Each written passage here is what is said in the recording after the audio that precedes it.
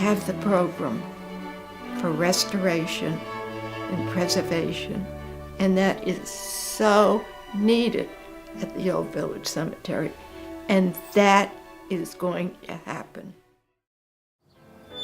In 1636, the town of Dedham designated a burial plot over here to my right to inter many of the founding families as well as the first settlers. Weather, nature, and neglect have altered the appearance of this venerable old village cemetery. This landmark now requires immediate repair and restoration. The Dedham Village Preservation Association is coordinating efforts to bring back to life this cemetery, one of Dedham's hidden gems.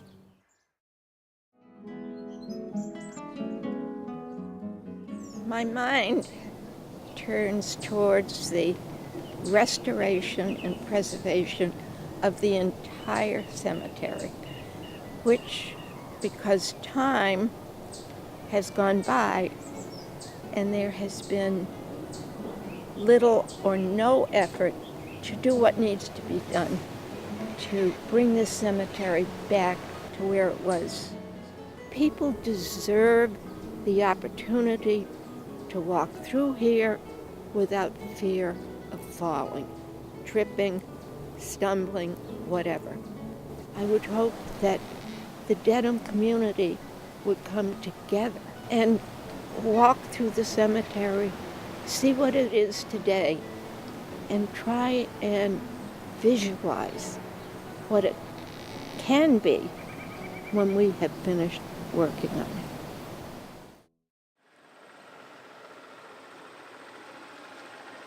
Joe, thank you very much for coming on board here today.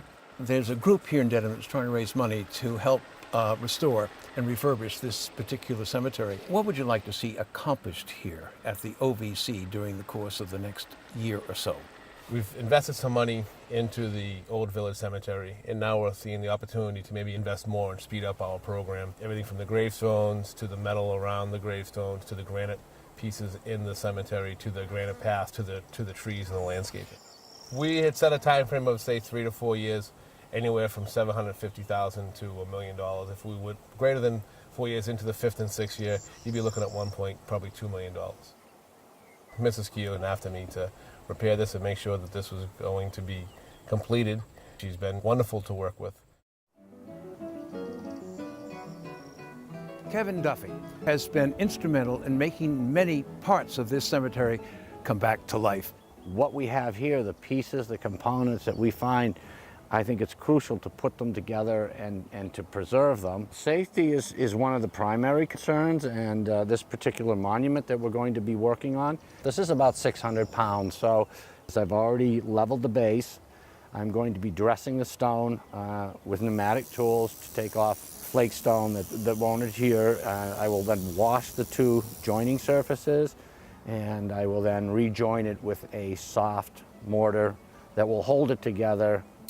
And that stone is hit again, incurs any trauma, that it will break in the same place and a new break will not occur. I think it's important to preserve these monuments, repaired, restored, and then consequently followed up with a long-term preservation plan. This area, you can see by some of these boundaries around here, used to have an iron fence, like so many other plots in the cemetery. Right here at this corner, it's a huge piece, must be 15 feet long and a foot deep, and very heavy. We can see on our left, there's some clear ironwork that needs to be done. On our right, we have some more ironwork, concrete work, the step that needs to be done. So let's look at some of the ironwork that's here. First of all, it's loose and needs to be fixed in position. Lots of it on the ground. It's incomplete, but it's very ornate. It deserves better treatment than it's had.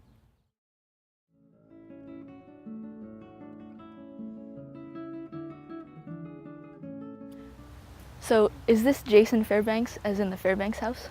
It is indeed. It was one of the most prominent families in Dedham at the time, and as you quite rightly point out, the Fairbanks house still exists in Dedham today, the oldest A-frame house in America.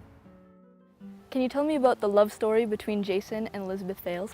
Yes, I can. This is perhaps one of the most infamous stories of all those in the Old Village burial ground. Jason was a Dedham resident round about the end of the 18th, early 19th century, and had been dating Elizabeth Fales for some time. He was pressing for her hand in marriage. She wasn't quite as keen. He arranged to meet her one night to get a final decision. What happened next, nobody really knows, other than that he showed up at her home sometime later, carrying a knife and drenched in blood. He was accused of her murder, but claimed she'd committed suicide.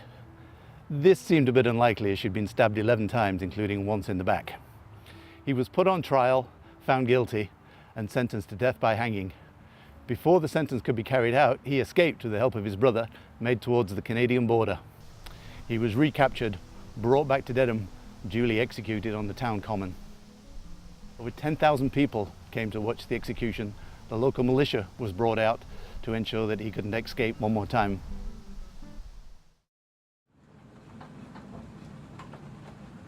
This is a strange monument. Indeed, you're right, this is an unusual monument. This depicts a broken ship's mast with a rope coiled around the base, and it's to commemorate the death of Captain Williams, who was bringing his ship, the Maritana, back into Boston Harbor in 1861 in what was described in contemporary reports as thick weather. The ship became wedged between two rocks where it was pounded by heavy waves for over 6 hours. And unfortunately, before the captain and the crew could be rescued, the ship broke in two and they were thrown into the harbor where they drowned. His body and that of the rest of the crew were eventually recovered, and a number of survivors were found clinging to a rock in the harbor. The ship was on its way back from Liverpool, where it had been laden with iron and coal and cotton for bringing back to the Boston area. The Old Village Cemetery Restoration and Preservation Project is ideally intended to bring our Dedham history into focus. By witnessing children beautifying the Old Village Cemetery, this hidden gem immediately comes to life. Today's restoration effort must safeguard this burial ground for this generation and generations to come.